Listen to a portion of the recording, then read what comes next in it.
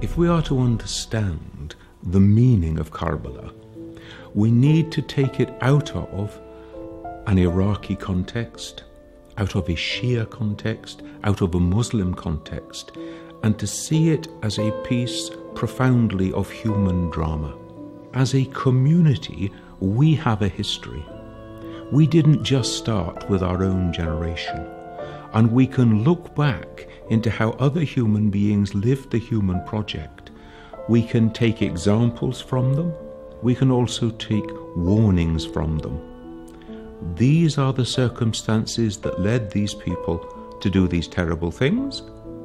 This is the person who in this situation responded in this wonderful and noble way. I, as a Christian, would also want to take my own lessons in remembering the events of Karbala. To understand the importance of Imám Hussein, we need to go back to the time of the Prophet himself, because the Prophet designates his successor as Ali to lead the community.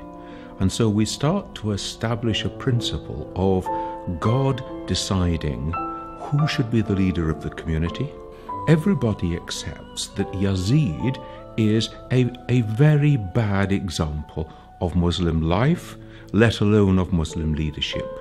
He openly disobeyed the commands of God. He openly disobeyed the Sharia.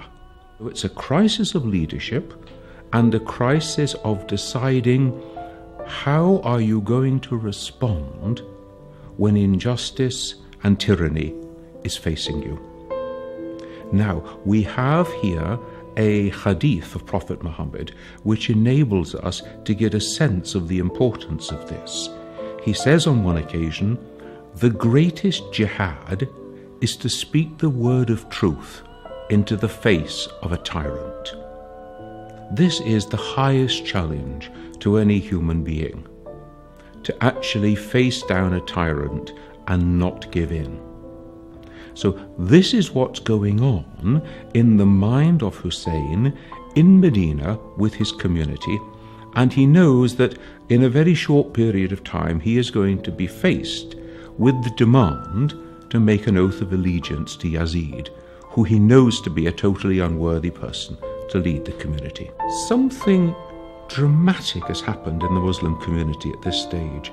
We're not even yet 50 years after the death of the Prophet, and we are about to see the Prophet's own grandson being massacred. The night before the battle, Imám Hussein gathers together his people and says to them, look, tomorrow we're going to be attacked. Please, it's me they want. Go away, leave. And they respond, we won't go, we will stay, we will die with you. And now we see another huge human dimension of the question. What do you do if you are the supporter of an upright, honest, just person who is facing injustice? Do you stand with him, even at the cost of your own life? Or do you run to save yourself? Hussein dies in the desert. His followers are killed with him. These are, in the terms of the world, pretty insignificant acorns. And yet it reminds us that God's acorns grow into mighty oak trees. Because here we are 2,000 years after the time of Jesus, 1,400 years after the time of Hussein, and we remember them, and they are examples to us still, and their names live on in the lives of their followers in ways that they could not possibly have imagined.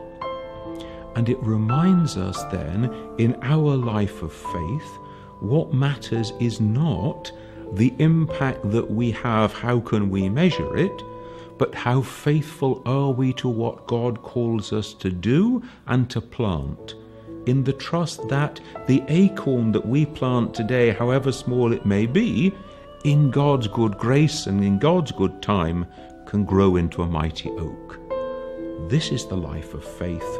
We do not ask to see results now.